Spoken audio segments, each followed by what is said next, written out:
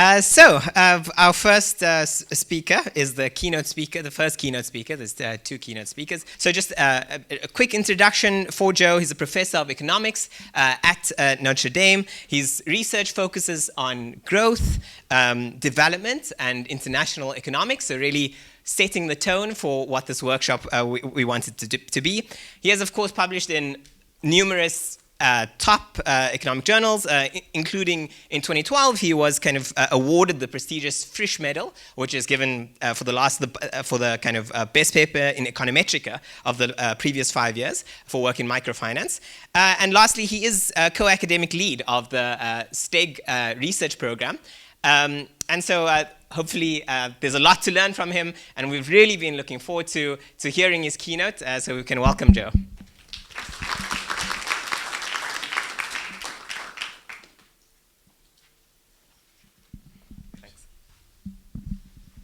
Thank you for the kind introduction, and thank you for the invitation.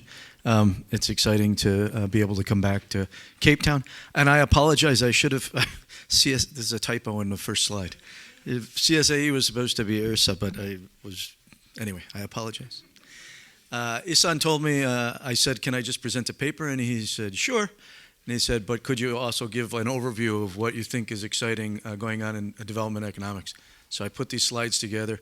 I'm going to try to get it all done, but I'm very happy to have questions, so jump in when you'd like. So the big research is this stuff that I think is exciting going on in development, and then this will be the second half, which is a paper at high speed. Okay. So what are the big questions in economics? This is a very big picture. I think the main reason for studying economics is design policy to improve living standards. And we typically think about questions about living standards primarily focus on one of three moments, or but three moments. Average living standards, the variation in living standards across people. So average living standards be like economic development, economic growth, efficiency gains, these types of things. Variations in living standards across people, distributional issues, poverty, and then variation in living standards over time, fluctuations, business cycle fluctuations, social insurance, all of these things. I would say that all of these questions have micro and macro elements, and I would think that almost every question can be built into one of these three things. We think of female labor supply, for example. That's something about variation in living standards across people, both material living standards, but also, the work element of life. Okay, here's my normative assertion of what I think is interesting. All policy questions become more important. The more people they impact, the poorer the people are that are impacted, and the more strongly the people are impacted by this policy. Okay? That's my guiding idea. And so I'm going to preach to you a little bit about macro development. Macro development involves all of these. It questions the impact of living standards for many people. It's a large scale. Macro development is focusing on poor countries, so poor people, and development in the strongest fashion, economic growth being a powerful influence. Thomas Malthus famously thought about the power of exponential growth in population to lower living standards. Lucas, it's kind of ironic, thought about it in the exact opposite way. Almost 200 years later, and he's thinking about the power of economic growth of output and how powerful it is. And he's talking about growth. He says once one starts to think about differential growth rates, once one starts thinking about growth, it's hard to think about anything else. Okay. Again, the strongest fashion, this big power. And Lucas assumed this relationship between growth and human well-being. I think today we assign more weight than Lucas would have back in the 80s to additional questions about growth, like jobs and employment.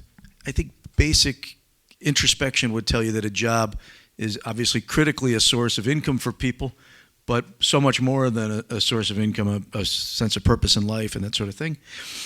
Inequality and inclusion, environmental consequences.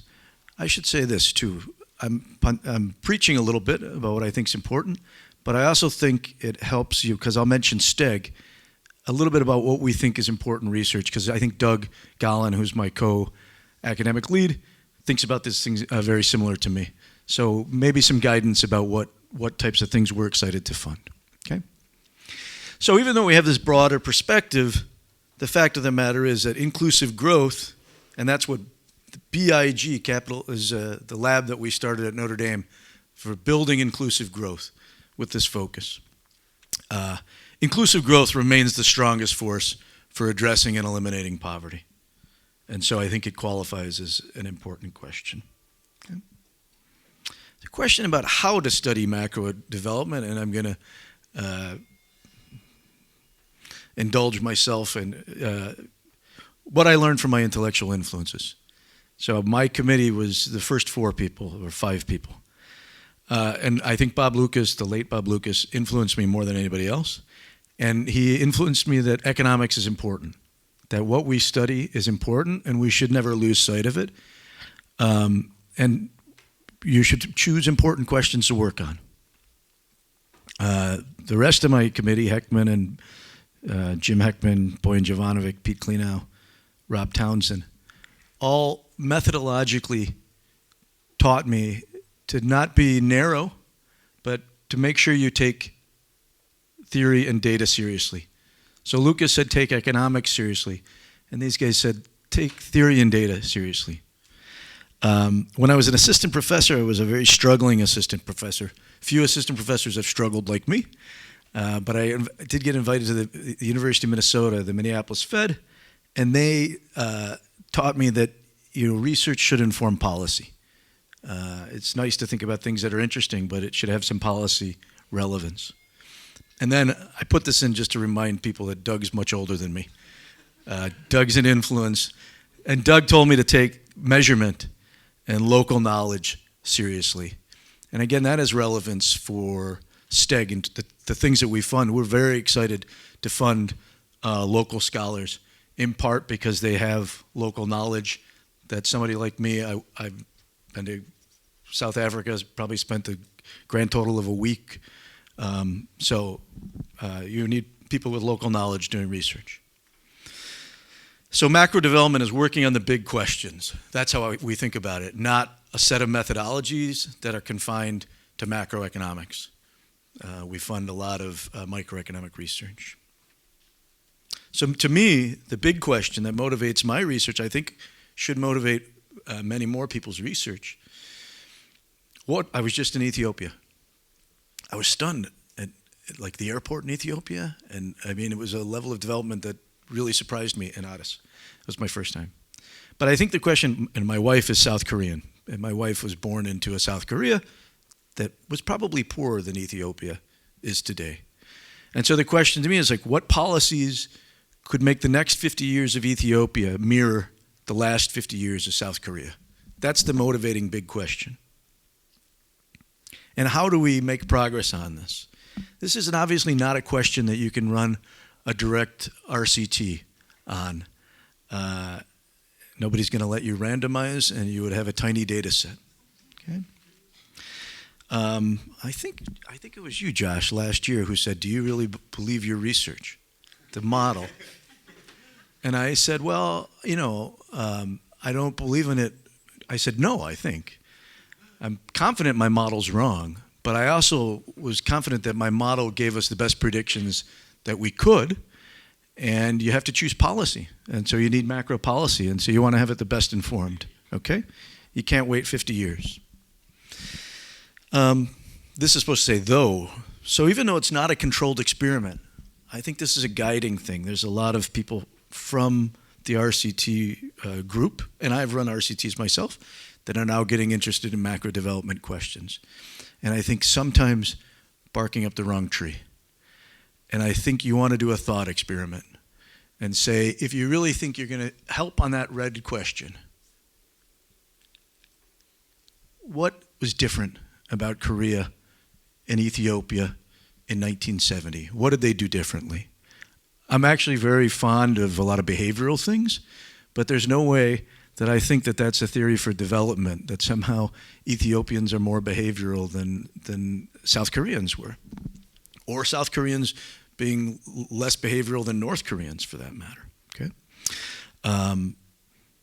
and then I do think that RCTs can still inform macro policy and can be very important for research, but so can models, so can policy experiments, so can administrative data sets, observational data. There's many different ways, and this is just citing this JEL piece that Paco, Rob, and I wrote. Okay. So then now the question is, that's how to study. What about why study macro development now? I think it's a very exciting moment in development economics, especially for macroeconomics. We have a strong foundation. I think the RCT movement was wonderful in getting a sense of what works at the micro level, encouraging us to collect better data. We have a lot of new data sources. Some of these are coming from micro studies, but some of them are coming from administrative data or new things. We have big questions, and there's this openness to new methods and approaches. It's built on a strong foundation. There's this revitalization of the field that came, this credibility revolution from experimental and quasi-experimental methods. I'm going to present a paper that I hope would be viewed as inside this credibility revolution. We have a global, diverse, and I would say supportive community of researchers that are versed in these methods where there wasn't before. Credibility in the policy arena. We have a lot of young researchers that have gotten involved, and they're producing research and publishing and placing well. So if you're a graduate student, you're thinking about what to work on, look at how many people have done macro development and placed at top places, publishing in top journals. I realize career incentives are important. New data sources. We have this recent expansion of high quality, harmonized macro data, some of which STEG, which I'll talk about more, is funded. We have the Economic Transformation Database for studying structural transformation that has poor countries in it. We have the World Input-Output Database for global trade, other cross-country harmonized data sets. We have this proliferation of high-quality survey data, household surveys with lengthening panels, firm-level data, some of that supported by the World Bank, things like the LSMS or the enterprise surveys.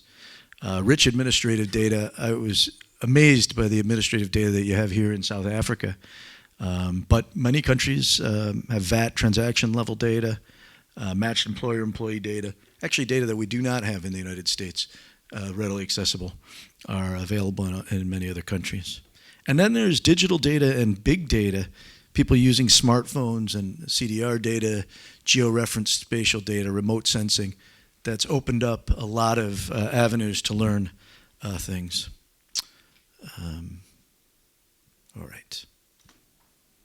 Let's talk a little bit about STEG. STEG stands for Structural Transformation and Economic Growth. That was an acronym that was developed by the British government. I would have used more creativity. I think it should have been called STING, and it would have been inclusive growth, but that's okay. They give us money, so we don't complain. It's run by CEPR, administered by CEPR. Started in 2020, the week before the world changed with COVID. The week the world changed. I was in London having our initial meetings for STEG, and I had to fly back early in order to get home. We've finished the first phase, and they've re-upped, so we have funding through 2029. The funding... there's been a lot of cuts, obviously, in the United States for funding, even in the UK. But STEG's funding has been protected, and so we're knocking on wood, or whatever this is, that continues. So what's the goal of STEG? We want to basically support high-quality academic research, structural transformation and growth, broadly defined, basically these macro development questions. and to build a research community that can help shape policy in low and middle income countries. So we want to produce good research, but we also want to form a community. What do I mean by high quality academic research? Grants are competitive, they become increasingly competitive, but the standard for us has never been this needs to be an econometric paper, in part because we think that there's questions that are important. You know, we got an application. What's that? Now, econometrics is important, but we got a proposal from Eswatini, and I thought, you know, you're not going to get a paper on Eswatini published in Econometrica very easily, but we don't know anything.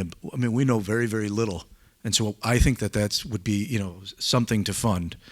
Whereas, you know, obviously the publication standard has to be slightly different. We give a lot of grants. I say we take a lot of, our approach is to take a lot of shots on goal. We give small grants. Most of our grants are under £25,000. We give a lot of PhD grants. We give, and then there are large research grants that go up to £100,000. But that's not only a small, obviously a tiny fraction of our overall grants, but it's a small fraction of our total funding. So what's new? Many of you have maybe heard of STEG. Let me tell you what's new. We have a small research grant call that's for up to £25,000. Our 10th round of that, and those proposals are due January 2nd. They're very short proposals, like 6 pages, I think. We have an open large research grant. That's the one that's up to £100,000. That's due February 6th. We came up with a new idea this past year, which is a STEG institutional partner grants that are 1 to 2 years of funding up to £75,000. We just gave our first round of funding, and there's I think probably 5 institutions in sub-Saharan Africa and 5 institutions elsewhere. Neither Doug nor I have spent our careers at you know, the top departments. And I have no desire to give Harvard more money, although it was very interesting that they in their proposal, they argued that hardship because of Trump cuts. And I thought, oh, poor Harvard. They must be really struggling. So we're definitely, we appreciate that good research happens in many places, and we're happy to fund places that are, you know, and researchers that are not. I don't want to give the usual suspects more money. We also started, so that'll happen again, we think, this year. So if you have an institution that would like to apply for that funding. We have the STEG Fellows program. We're going to be sending researchers, mostly researchers from the West, to teach and start research collaborations in universities here in Africa. That's piloting, I guess, in January or February, but we intend to be expanding that. Our annual conference is, for the first time, going to be in Africa. We're in Nairobi in January. And then we're going to be introducing a 3rd virtual course. The courses are available on our website and on YouTube, the lectures. And the courses have been amazing. And this one's going to be on firms and development. The first one was on macro development. The second one was on data sources. This will be on firms and development and joint with Petal. Okay. All right.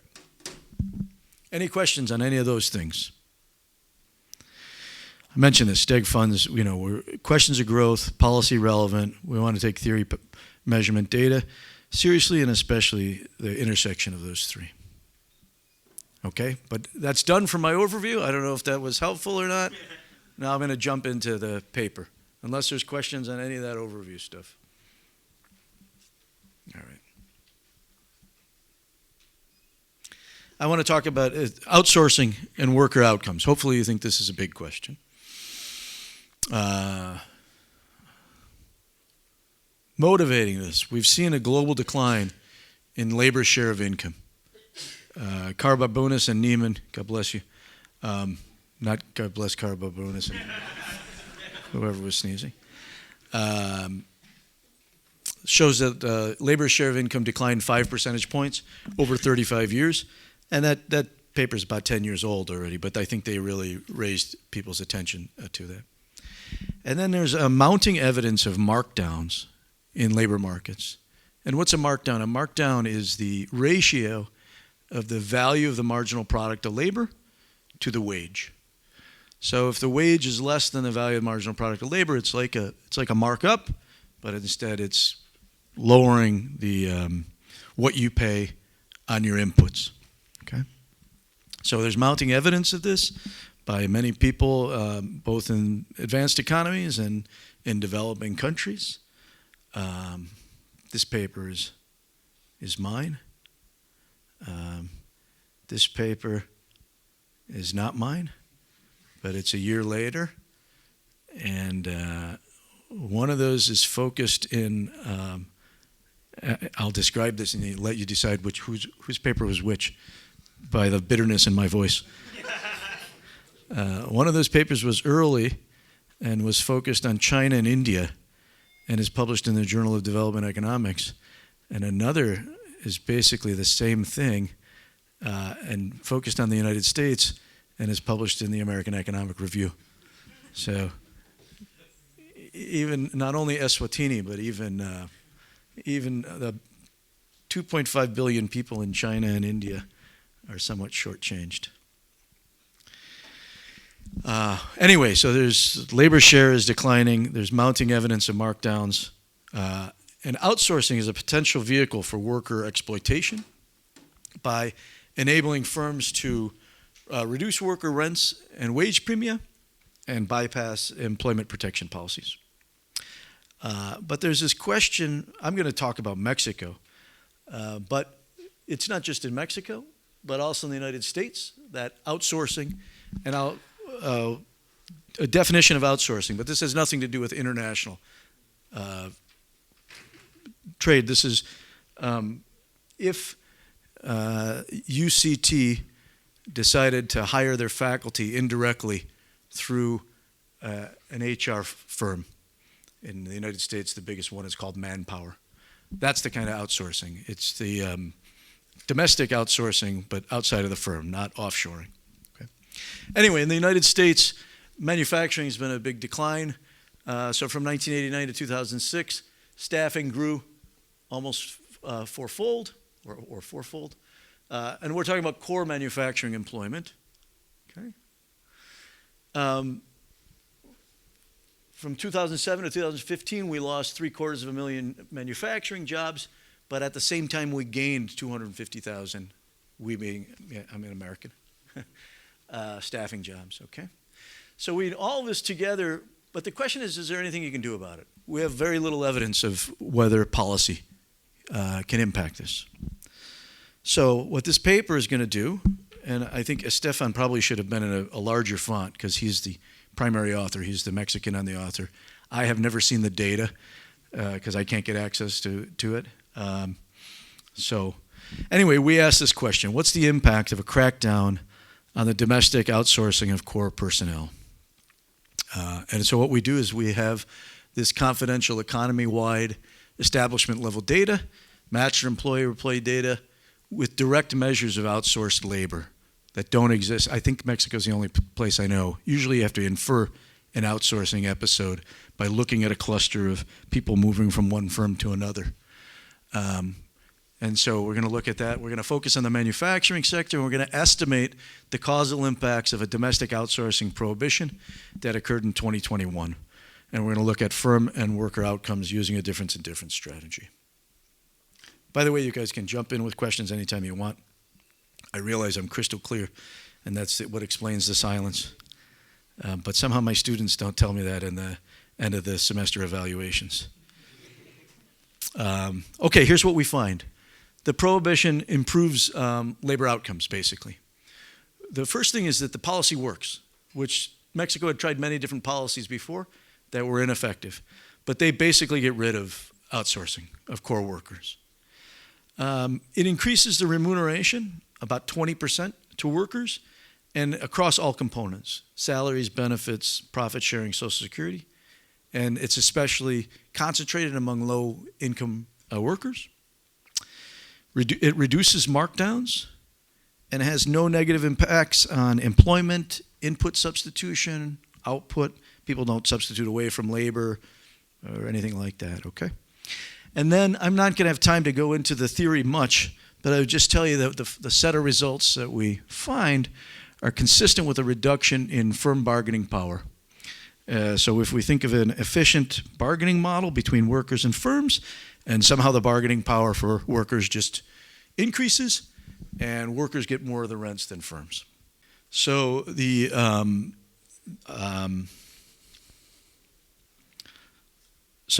very little employment at the outsourcing firms. Many of them are just shells. But we are going to, these numbers are going to be workers overall working at that firm, regardless of how they've been contracted. And that's what we're going to focus on. So let me start with, and this is the other part, I'm not Mexican, so this is basically what I know from the two Mexican co-authors, Alejandro, and then one person that works for the, I guess he's kind of like the head of the BLS in Mexico, the Bureau of Labor Statistics. Mexico offers several worker protections. They have an earnings-related, I guess a Bismarckian social insurance scheme, which is the IMSS, and that's going to be the source of our matched employer-employee data. There's mandatory employee profit sharing. It's 10% of profits. That happens every May. For an American, this idea of mandatory profit sharing is kind of stunning. Turns out that the U.S. is more the outlier. Most OECD countries have profit sharing laws. What's unusual about Mexico is a very high rate. 10% is a high rate. Okay. There's mandatory Christmas pay every December. I remember working in Germany and not knowing I was going to get an extra paycheck in December for Christmas. Mandatory severance for firings that don't involve breach of contract. And then the Obrador government, which is, Obrador is not there anymore, but it's the same party, came into power. They were sort of a populist party, and the rising minimum wage under the regime. So under these 5 years, the minimum wage rose by 134%. Okay? All right. Now terminology. This is very important. I probably should have put this in earlier. Domestic outsourcing. What do I mean by domestic outsourcing? It occurs when an employing company, let's say the University of Cape Town, hires a staffing company. I don't know what one is here, but Manpower. I'll do it with the University of Notre Dame, hires a staffing company called Manpower to hire its core on-site workers. Core on-site workers means faculty. Doesn't mean gardening or security or the dining hall, the core business line, okay?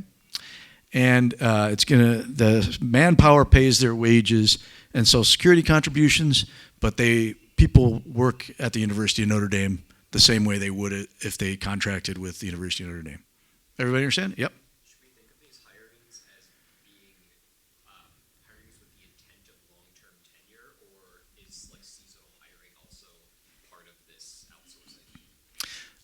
The ban, I'll go over in a second, is not going to ban temporary workers. It's only permanent core workers. And it also doesn't ban these kind of auxiliary services like cleaning, catering, security, gardening. Okay, so we're going to be talking about core.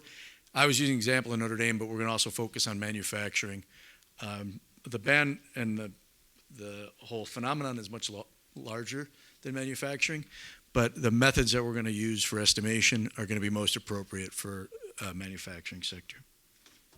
Okay, what's the economic rationale for outsourcing? There's a positive spin on outsourcing, and I don't mean to say spin. I mean there's a positive way of thinking about it, that there's some efficiency gains. And these are well known. It could be cost reductions. They reduce shift management, monitoring, specialized recruitment, costs, replacement, all these types of things. You get fast replacements for sick or absent workers and contracting flexibility in response to variable labor demand. basically think that somehow the outsourcing has a better technology for producing labor services than hiring directly. Okay? Less known to economics, but well known in the legal literature, is that outsourcing can be used for tax evasion and profit sharing avoidance. And in Mexico, there's at least two types of schemes. We were very careful not to say tax evasion, we said tax avoidance. Some of this is certainly illegal, but some of this is legal. One's insourcing. You have to pay 10% of your profits distributed evenly among your workers. And so what they do is you park all your revenues or your profits in a company with no employees and all your employees in a staffing company that makes no profits. And that's a way of, that's a legal way of evading paying the mandatory profit sharing, okay? Third-party outsourcing is illegal, but it was very common in Mexico. And it's basically hiring a third-party services to manage the core payroll and then provide minimal benefits and avoiding taxes. So this is basically just skirting the law, but a lot of times the owners of these companies are illegal immigrants in the United States that can't be pursued. I wonder what Trump would be. On the one hand, it's like pro-business avoiding taxes, and yet it's tied in with illegal immigration. All right. Here's one of this again, just fixing ideas, but the data is very, very good. So I want you to keep a clear account. What I'm going to call the total labor cost is divided in, for firm I at time t, is divided into the directly hired wage bill, all the people that work for Notre Dame, plus the outsourced wage bill. That's all the faculty that work at Notre Dame but are contracted through Manpower. And then this residual payment. The residual payment can be the fee that's given to the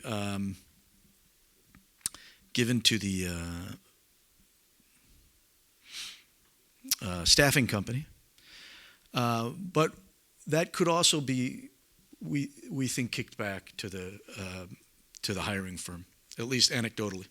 Okay, we don't have a great. It's a residual though. We don't have a great measure of where this goes.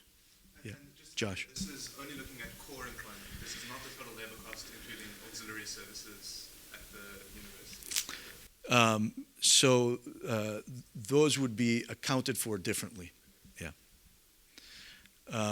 Okay.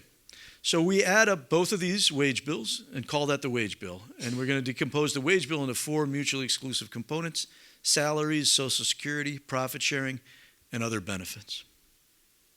All right. So this is just kind of showing you the difference in these benefits. So if you work for a staffing company, 5% of the payroll goes to Social Security, 2% to profit sharing. Total non-salary is 9%. If you look at firms that directly hire all of their workers, you get 12% Social Security, so more than twice as much in each of these categories that's going to these non-salary benefits. If a manufacturing firm outsources, 0% of the total payroll is going to these things, okay? So this is just kind of showing you that you can, one of the reasons, the economic incentives, is to avoid paying these benefits, okay? What's that?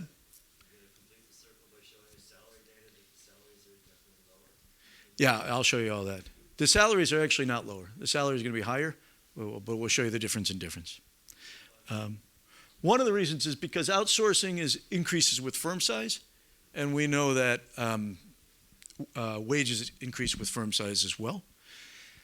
In many ways, when you combine this, outsourcing kind of looks like informality for large firms.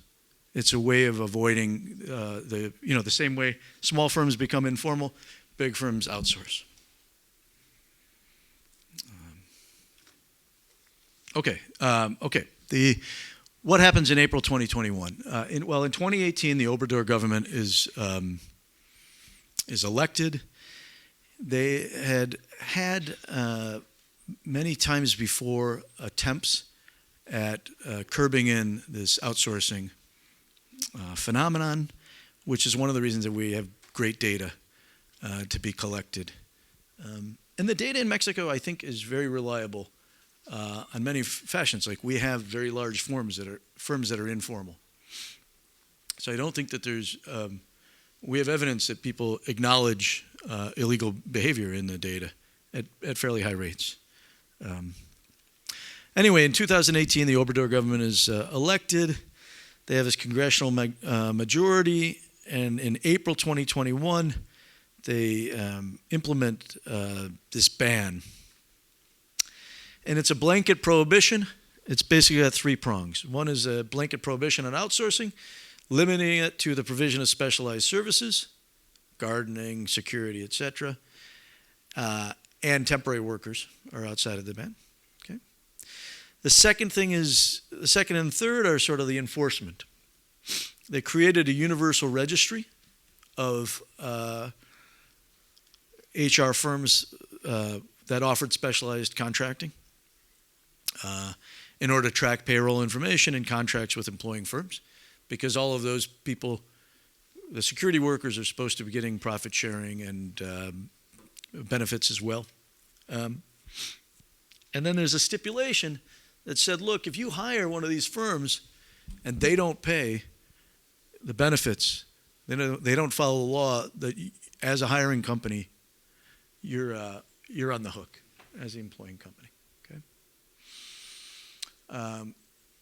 Again, it excluded temporary employment and specialized services, and it gave them a 3-month adjustment period to get rid of these outsourced workers and hire everybody direct. There was not by law that you had to hire people directly, but you couldn't hire indirectly anymore. Okay. So here's, and this is merging high frequency data to going back. It shows you the long-term run-up in the fraction of manufactured jobs that were outsourced and the number. And then you see the big drop. And it, essentially eliminates most of the outsourcing. So this is very effective. Wasn't before. You could just see the run-up, the other policies. Okay, this is a zoom in on millions of workers here. The total, the millions of workers are directly hired and the millions of workers outsourced. This is COVID. Nowadays, if you write any kind of an empirical paper, you got to tell them it's not COVID. COVID's not happening. You can see a little decline in total employment during COVID. That's in part because if you were in lockdown, you were still employed in the data. But anyway, here's where the policy is enacted, and you see the big increase in directly hired workers, the big decrease in the outsourced workers, and basically nothing happening at all on total employment. Okay, I'm showing you this in raw data. We'll do this in regression form, but that it's going to be driving one element. All right. So the data we have 6 waves of economic census from 94 to 2019. We have a manufacturing survey from 2013 to 2023 that's annual for some measures and monthly for like things like employment. It's monthly. For things like investment, capital, it's annual.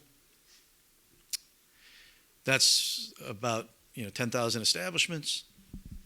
Then we have the matched employer-employee data across 1 year, 2021, the critical year, and it has 79 million worker month observations. And then what are the things that we have? We have direct hired employment, outsourced employment, contractors. We have that at a monthly level. Salaries, benefits, Social Security payments, profit sharing, that's also monthly. Revenues are annual. So is capital, raw materials, and energy usage. Okay. Work for manpower in the matched employer-employee data. When we have identity of the workers, we know the firm that you contract with. because it's not that you say that. This is the Social Security administrative data, right? I was worried every time people ask me a question either about the data or about Mexico that I don't know. I tell them that they should have invited my co-author, the first co-author. Just wait for the mic. Just got more serious. I'm just interested to know what happened in terms of union agreements. And when this legislation came in, did union bargaining agreements with the outsourcing company directly transfer to the firm? Or is there like a lag now where unions are catching up? Yeah, and so I wish wage effects might be delayed in the like medium to long term. I've been asked this multiple times. I wish I knew more about unions. Unions are prevalent. We don't have data on the unions. One of the things that I want Alejandro to do is, he's done the whole paper anyway, is just get some focus group interviews from firms. I mean, because a lot of it that comes, the government is, I guess they're kind of a populist government, but they've been very open with us. But some of the interpretation that we have of stuff comes through their filter. But we're revising the paper and they didn't ask for it, so we probably won't do it this time. I wish I knew more about the unions, in part because of the theory that we have talks about bargaining. All right, here's the causal impacts of the ban. Just give you the raw data. This is total employment by companies that did not outsource and companies that did outsource. That's average, the log employment. This is the log of total. Okay, and so here you can see again COVID dropping, and you can see them. Nothing really happening too much. This is defining whether you outsourced or to the month before the ban, I think. Yeah. Here's the raw wage trends. I think you're the person that asked about. Wages are higher for the companies that outsourced than for the did not outsource. But then here you can see it grows, explodes during this period, and then there's this big gap that opens up.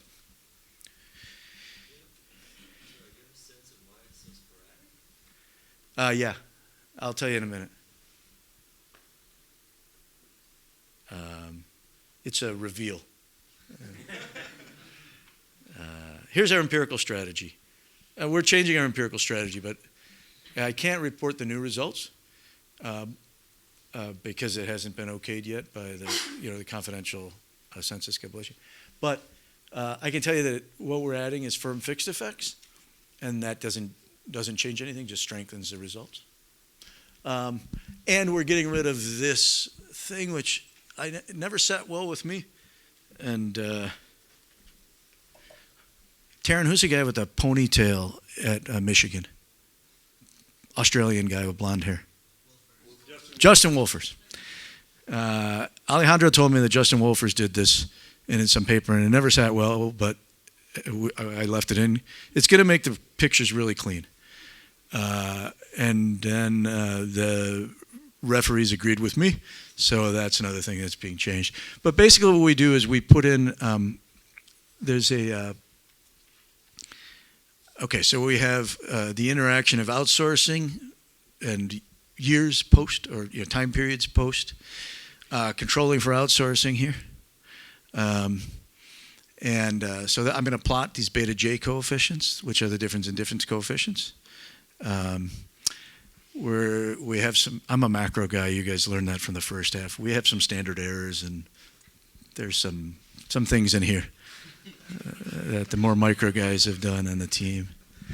But the identifying assumption is that without the outsourcing ban, the establishments would have experienced the same trend as the non-outsourced would have. Okay. Oh, I got to come back here. All right. This is the part that I meant to say. This is the Justin Wolfers thing, which is that we detrended using the pre-intervention data. So you can see here we put in like time, we put in month cyclicalities, and then we even allowed those things to interact with outsourcing, which allows you to, doesn't allow you to discern pre-trends, which is what bothered me about it. But I just showed you the raw data. So then I kind of feel like, you know, and I can tell you that it doesn't matter once we get rid of this. But you get really clean pictures here, that everything looks exactly the same leading up. And then what happens? This is the probability that you outsourced. The probability that you outsourced all your workers drops. The probability you outsourced some of your workers drops a little bit. And then the probability you didn't outsource any workers goes up. And it really happens very rapidly in the period that they had, you know, the grace period. Okay? But 91 percentage point in direct hiring probability. And then no significant impact on overall employment.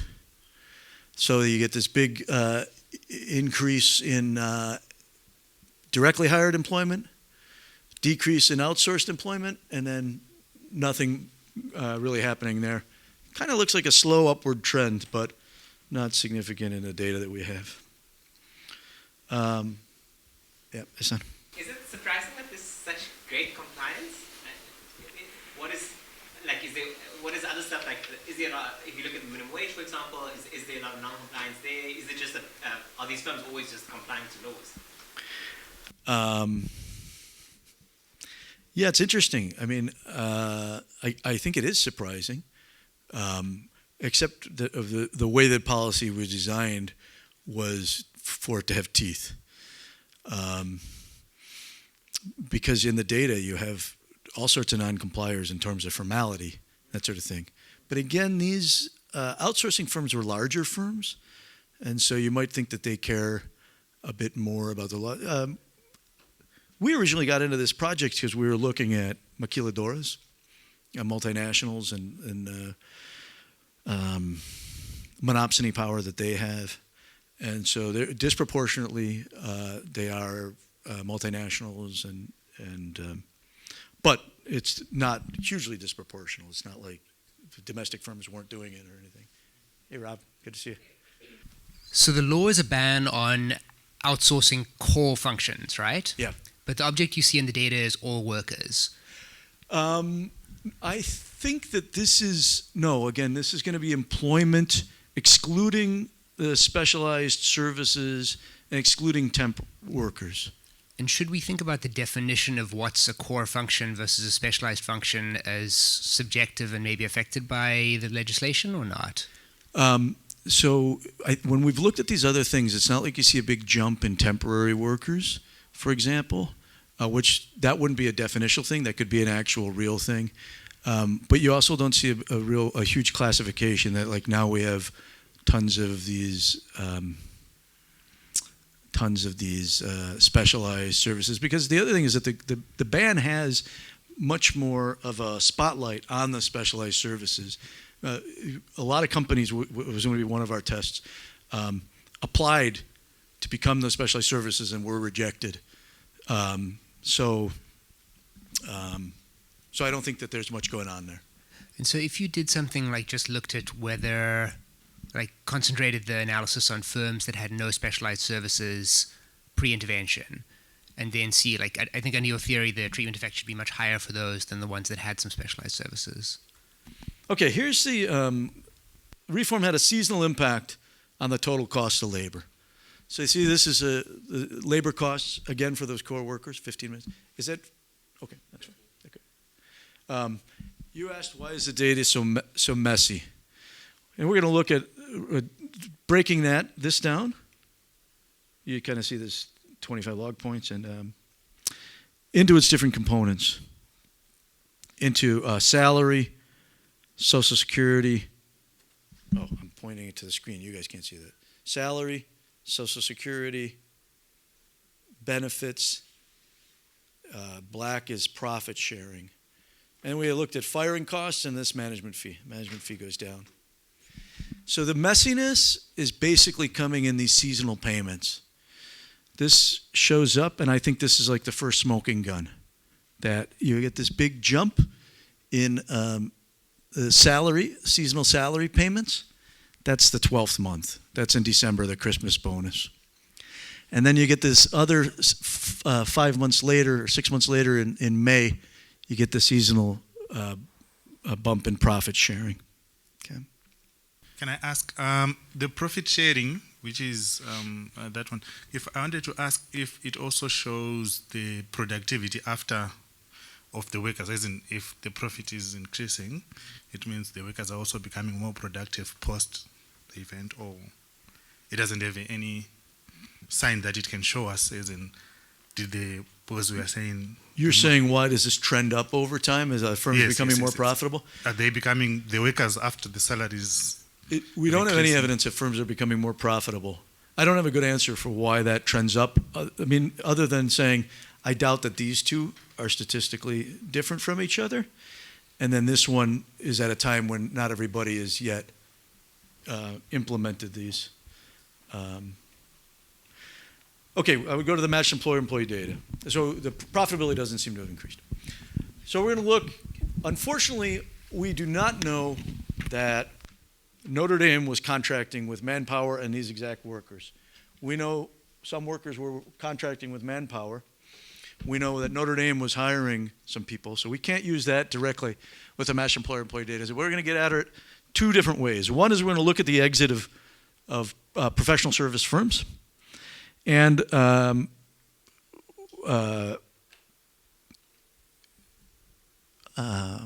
going to see that those firms have exited, and the people that worked for those firms are better off. That's a very strange thing, right? Your company goes out of business, and as a worker, you look better off, okay? So, but we're going to have to do this indirectly. One way is to say, if you closed in this, if you were a professional services firm, which is obviously broader than what were staffing companies, and you closed during this 3-month period, we're going to say there's a high likelihood that you were a staffing company. Look what happened to your workers. The other is we're going to look at firms that applied to be these registered staffing companies and look at the workers that worked for them, the ones that got rejected versus the ones that got accepted, okay? All right.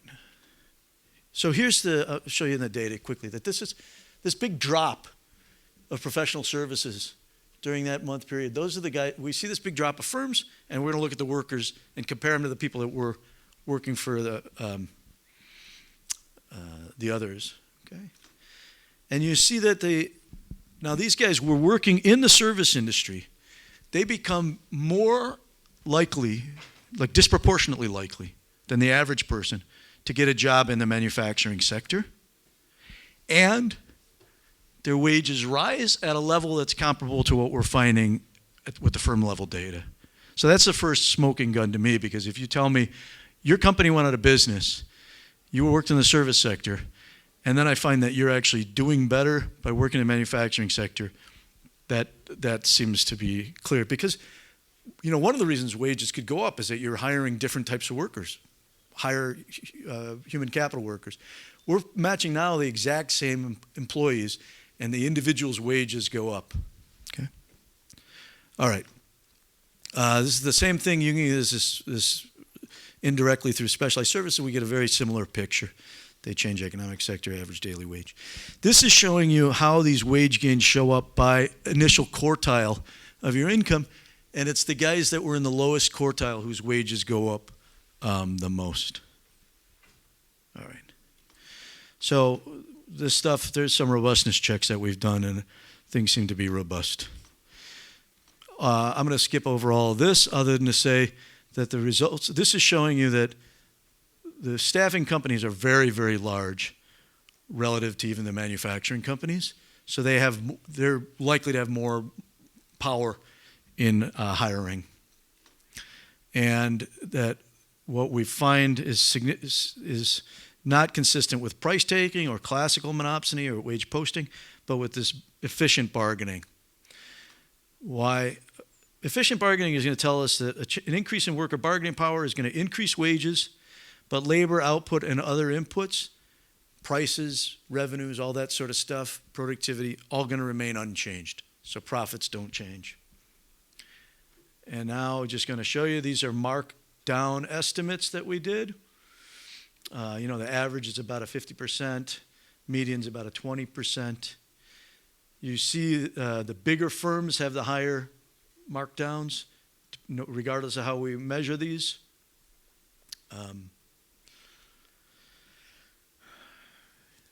People that outsource employees tended to have, 34 percentage point higher markdown, so that's a significant one. This is all in the before data. Then when we do the difference in difference, and we show that the markdowns declined by, about 25, 30 percentage points. And it's not just that the markdowns declined. The decline, if we estimated you had a low markdown, then nothing changed. It's all concentrated in the firms that had the high markdowns to start off with, which is again kind of also validating these measures. Okay. This is showing you labor share at the firm level going up by about 6 percentage points, so it's quantitatively important. There's no significant drop in output. If anything, there's an increase in output, but not significant. And that might tie in a little bit with the profitability. No change in other inputs. No drop in productivity. So it looks like kind of nothing changed except how much revenues went to the other firms. Okay? All right.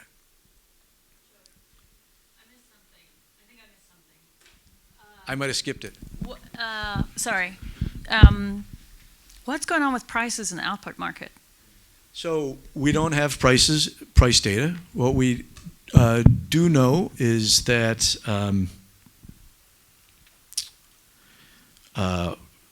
we focused on manufacturing in part because we thought you can take demand. Demand's not local. So what's happening in the labor market isn't going to change the demand for the goods. So if you just think of it of constant demand, and if I tell you demand, there's no reason for demand to have changed, and output didn't change, then I think prices didn't change. Okay, fine. But if you want to go to the next step and talk about welfare at some level, that assumption is really important. And there's a significant component that would be local demand. Right. I agree. So the price of services may rise or something like that. Yeah, that's right. All right, my conclusion, just that it's well known that a lot of policies can have unintended consequences when it comes to labor.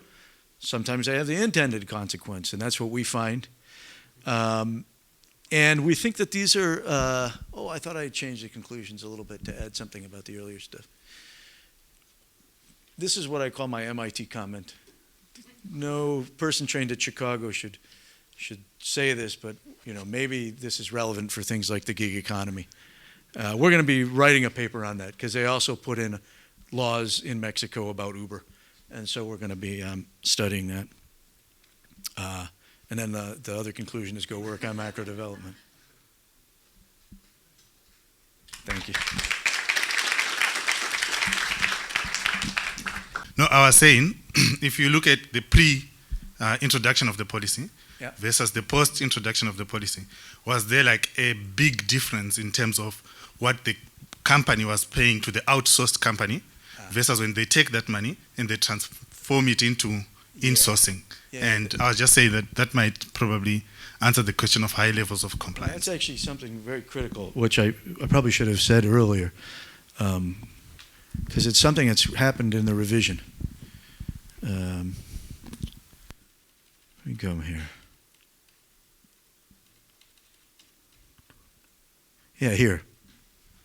You see there's some components that are increasing. And then you see this component that's decreasing, which is the management fee that you pay the staffing company.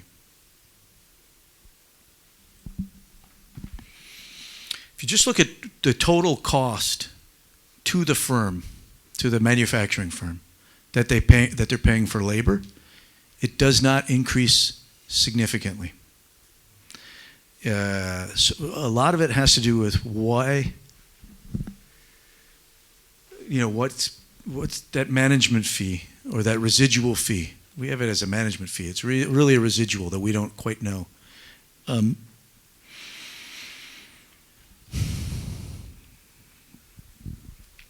it's hard to think about a manufacturing firm that why they would pay their workers less if it didn't lower their costs in some way. That's kind of a puzzle that's hard to reconcile in the data. I know that Alejandro and Gerhardt both think that in practice this management fee gets rebated to the, gets indirectly given back to the firm, which is the incentive for the firm to use it. But we don't have evidence on that.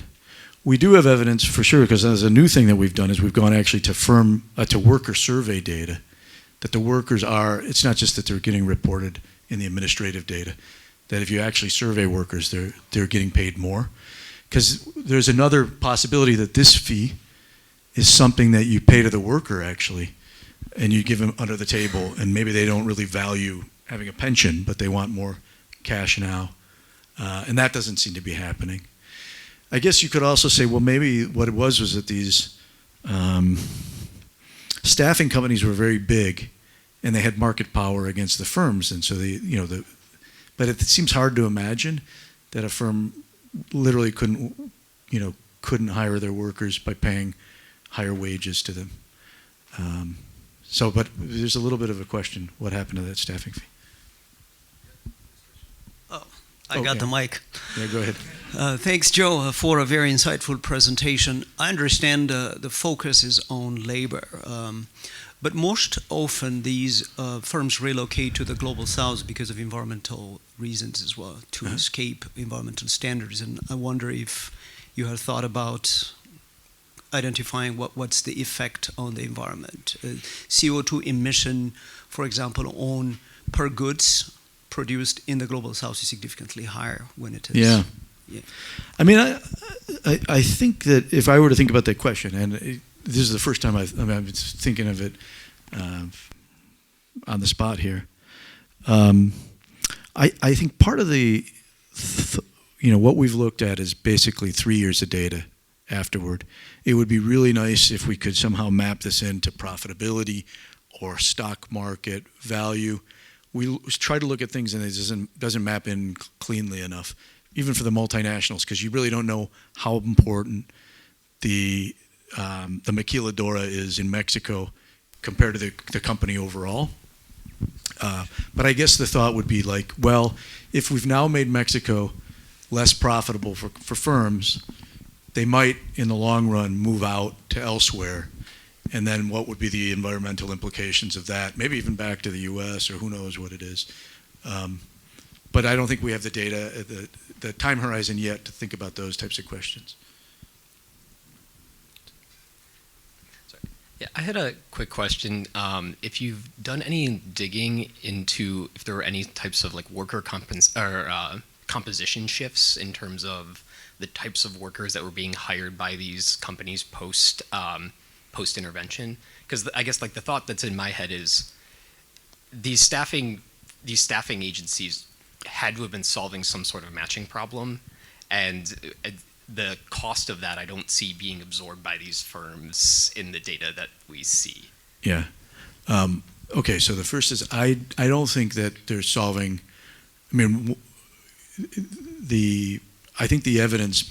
I mean, I gave you those two ways. One reason you might use outsourcing is to lower your wage bill and to not have to pay benefits and all these types of things. And the other one is because they're providing you services efficiently.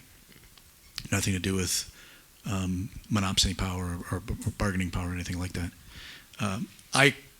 I'm firmly convinced that it's the latter.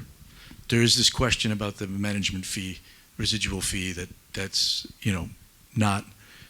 doesn't completely tie in with the story. We can't completely observe it. So I just want to be clear about that. I do think the question that you're asking is an interesting one, and it's one that I wanted Alex to do. Sounds like, Alex is, by the way, the intellectual owner of the project too. he did all the work and was the intellectual owner too. But I said, why don't we use the matched employer-employee data to identify, using wages, who's a high-quality worker and who's a low-quality worker, and look at the composition change. And then he said, I think we have enough results to submit. And they didn't ask for that in the revision, so that's not our top priority at the moment. But I do think it's interesting. One of the things they did ask for is to say, how much are you getting out of having these direct measures of outsourcing? I mentioned that you would look at an outsourcing episode by a cluster of workers that leaves this manufacturing firm, now works for this service firm. And so what we are going to try to do is replicate that in the matched employer-employee data to sort of look at those episodes and see how different, if you didn't have the direct measures, how different your findings would be.